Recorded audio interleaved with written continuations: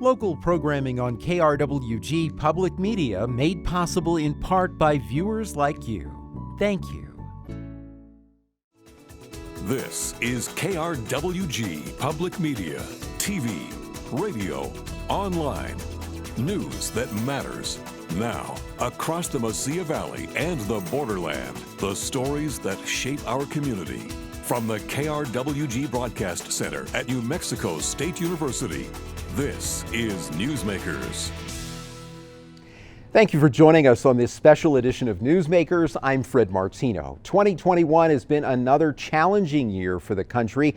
COVID is surging. There's a new threat to abortion rights, and there are concerns about the withdrawal from Afghanistan. Amid those issues, though, there is a lot of hope as Congress works to address infrastructure. My guest today is New Mexico U.S. Senator Martin Heinrich. Senator, thank you so much for being with us. You are actually our first in-studio guest from outside the university in about a year and a half, and our set's a little different because we're social distancing.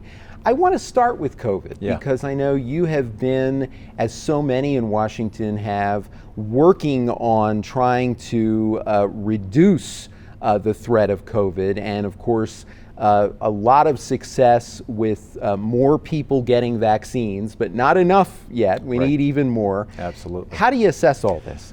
Well, we've made enormous strides. This was an unprecedented year, obviously. And in the past, there's no way we could have come up with a vaccine so quickly. It really is remarkable that we developed a vaccine so quickly and were then able to distribute it all around the country the way we did. But we need those vaccine numbers to go higher to get to herd immunity. And we need, as quickly as possible, to evaluate the impacts of those vaccines in the 11 and under category, because that category is also a big part of why we're not to herd immunity.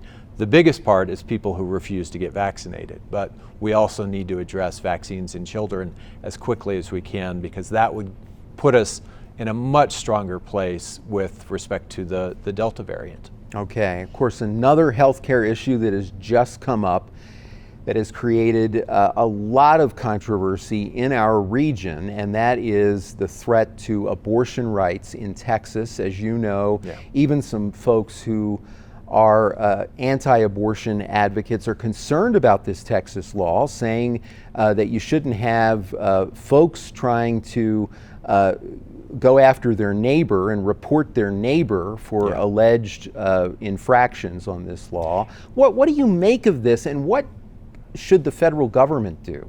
It really is an incredibly extreme law in the sense that, one, it does pit neighbor against neighbor in the courts. And in addition, I mean, this is a law that says if someone is raped, that they have to carry their rapist child to term.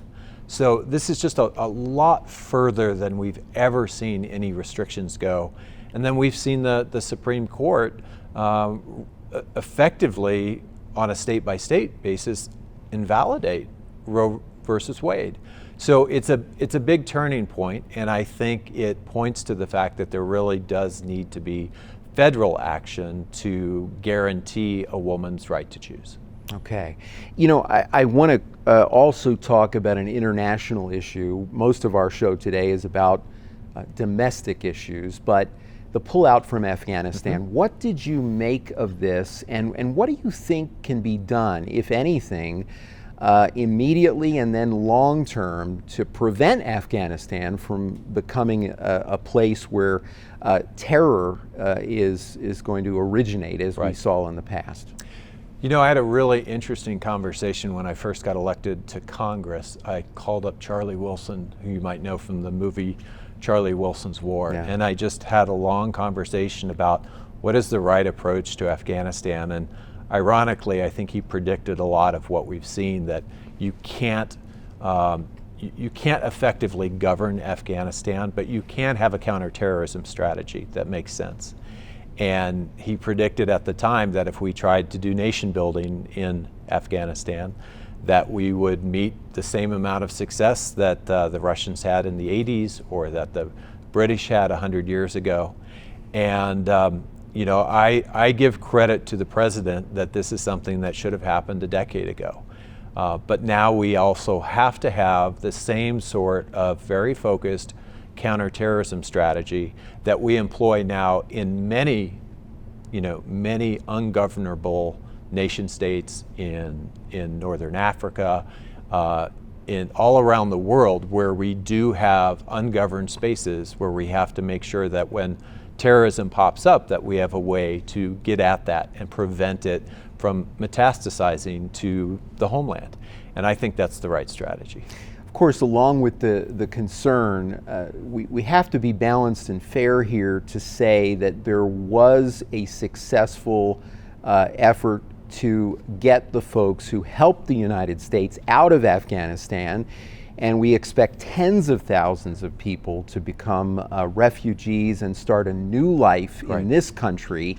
Are you convinced that we're ready in terms of getting those applications processed? Because this has been, as you know, this has been a problem for quite some time, that things have been slow in processing refugee applications. It has, and there's been a real sense of, there's been a general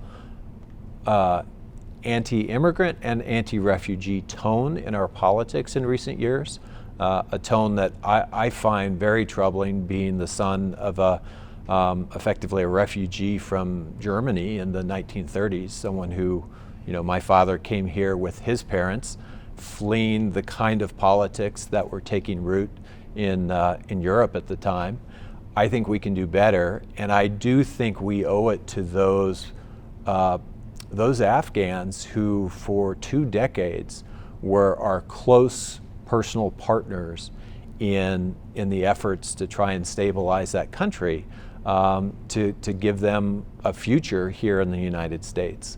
And I think that work is being done, but it is an unprecedented effort. Just as the airlift was the biggest airlift in American history, there's a lot of work that's going to need to go into this. And I would just urge people, if you know someone who is navigating this process and is having challenges, reach out to our office. We have been helping American citizens and Afghans trying to get out of the country for weeks now, and helping them to navigate to a brighter future.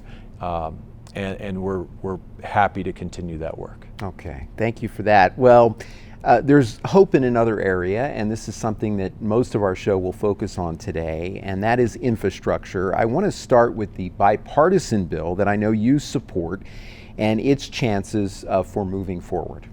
I think the bipartisan bill it has a very, very high chance of success. I think it will make it to the president's desk, and it will make very important investments in a wide range of infrastructure, including things that I really worked on, like transmission. And as we work to clean up our electric grid, to address the extreme weather events we're seeing created by climate change now, as well as things like wildfire that we know all too much about in New Mexico, making smart investments in transmission is going to be key to being able to make progress on that front. Okay, as you know, Democrats also trying to advance a much larger infrastructure bill with support for individuals, as well as what some people call traditional infrastructure. Even talk of a possibility, a dream for a long time, of expanding Medicare to offer dental and vision and hearing aids coverage. Yeah, I hear about that. Yeah, I bet you do all the time. What do you make of this? And this is a tougher one, obviously, to get past, but quite frankly, not tougher in many cases in terms of how the American public feels about this. They're very positive about this. If you look at poll numbers, many elements that are being talked about are widely supported. Yeah, and I think that's the key, is if you ask people about the bill, they don't really know what's in the bill. But if you ask them, should Medicare cover your hearing aids, they're enthusiastically in support of that. And there are other provisions that we may be able to include in this, like like having a child tax credit that really brings a lot of New Mexicans out of poverty, stabilizes them at the most important part of their life as they're going into elementary school, something that oftentimes defines their workforce participation and what they give back to the economy and the tax base over the course of their lives. If we can incorporate things like the expanded child tax credit, that would be an absolute game changer for the most challenging questions in New Mexico's economy. I've really read a lot, watched a lot of comments about some of the ideas in that larger bill, and it's fascinating to see even critics of some of the ideas talk very little about their criticisms. But one thing you do hear is about fear of inflation if something like this were to be passed. What do you make of those arguments? Well, I think what you're seeing now is because we're going through another surge with the Delta variant, is we also have a very real challenge in that the economy could cool off and we could actually see a slip back towards less labor participation, a slower, more sluggish economy. I think the key is really to make as many of these investments in long-term foundational change. So in addition to what we did very early on in the pandemic to put money into people's pockets immediately, the investments that we make in long-term infrastructure, those things actually pay dividends over decades. And this budget reconciliation bill is not a one-year bill, it's a bill over the course of the entire budget window. So over 5 years, you have a substantial investment in many of these things.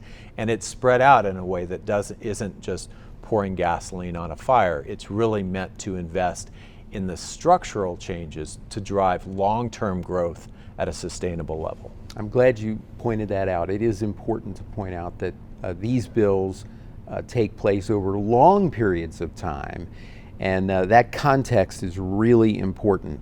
I know you are also working on legislation to advance clean energy.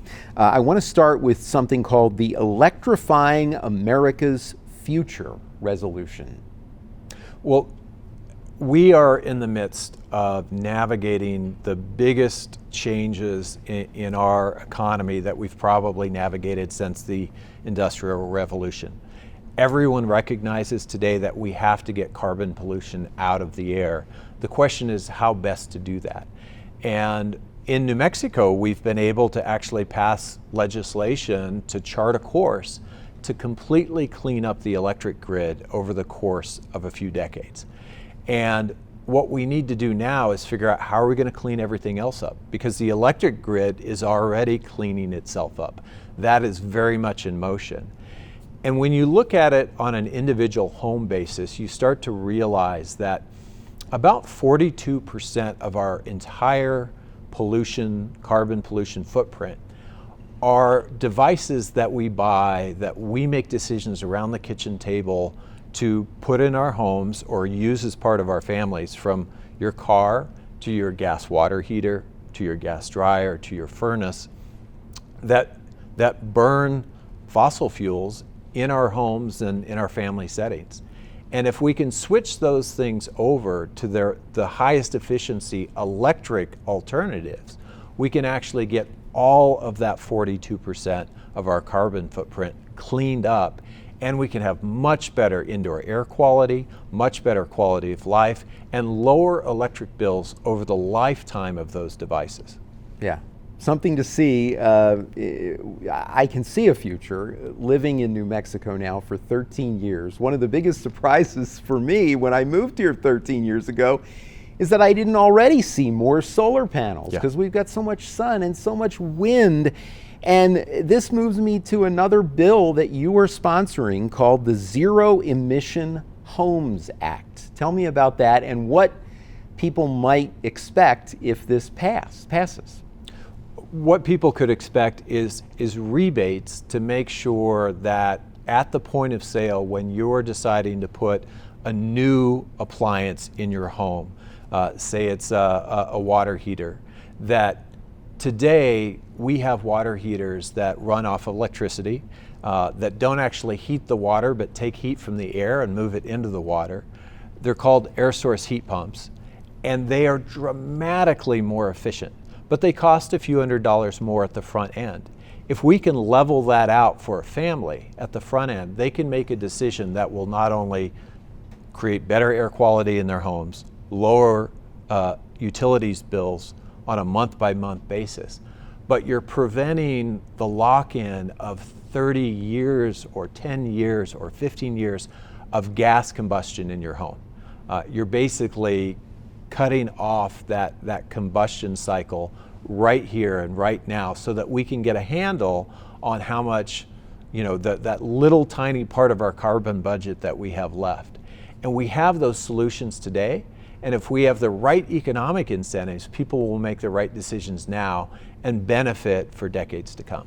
Yeah, I was surprised the other day when I was reading about previous incentives for solar electricity, as an example, on homes, that while solar panels on the roof were included, you couldn't get the same credit if you got the most advanced, for lack of a better word, solar shingles that are actually built into the roofing material.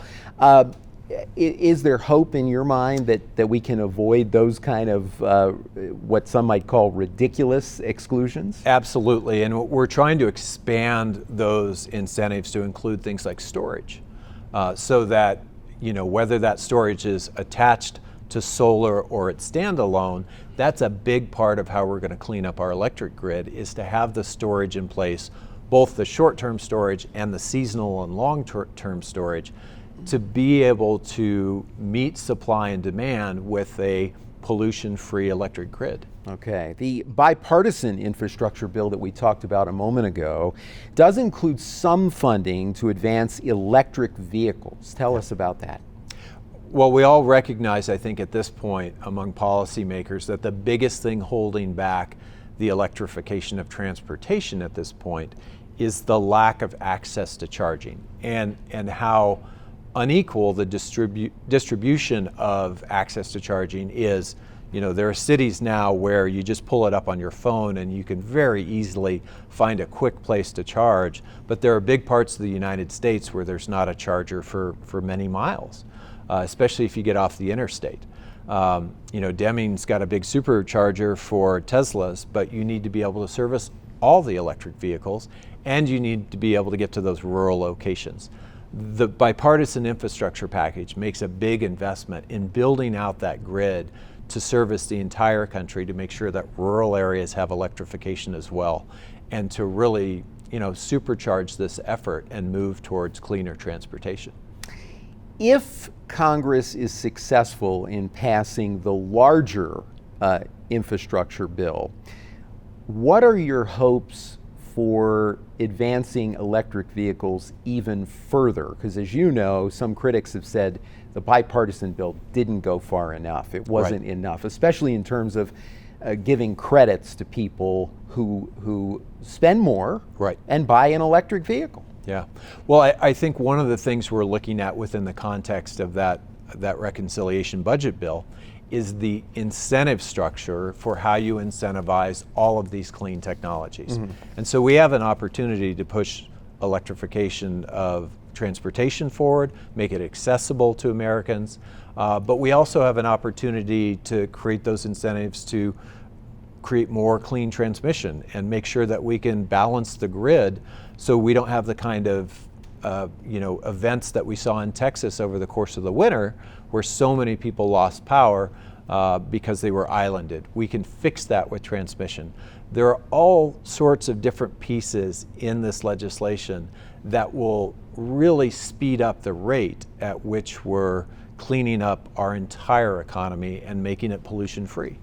People watching this show know to a large extent and understand that transportation represents a lot of the pollution in our country and in our region, for that matter. Yeah. I'm curious in asking you about this. I get the feeling whenever I talk to you about environmental issues, that this is also personally important to you as a sportsman, as someone from the most beautiful state in the nation. Sorry, a little bias there, but we are. And it really means a lot to you personally. Well, there's a connection between the places that really defined me as I was growing up, which was mostly those outdoor spaces, places where I camped and hunted and fished, and the decisions that we're making about how to power our economy.